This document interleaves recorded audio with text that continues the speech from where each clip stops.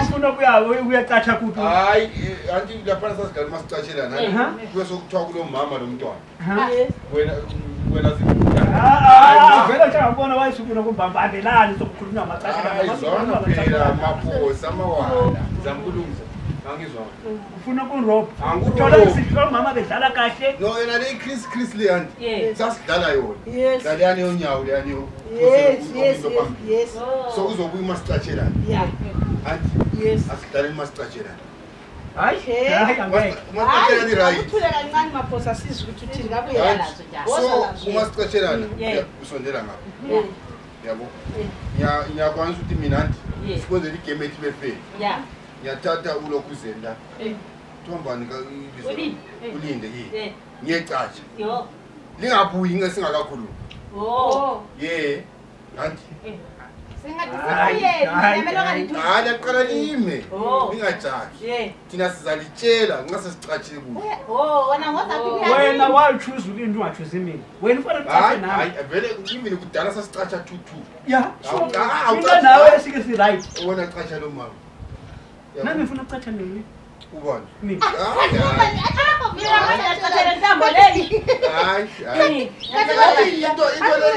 into le yanti ngumbuza kudala ngoba abantwana waye nekhetha nami ngifuna ucatsha asambe sekhetha singacatsha then asacatsha nawe sacatsha lokho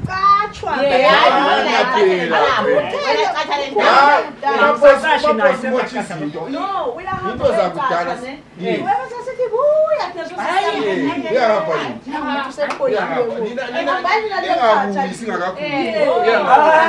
uyayathatheka nawe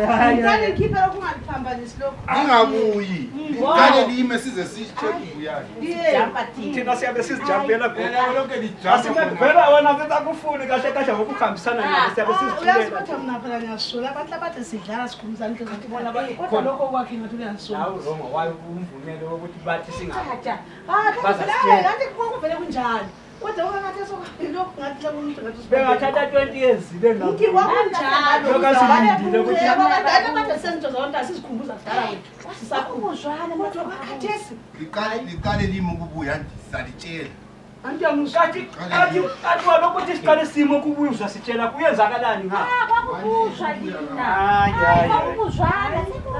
lathi ingobe ngezethu manje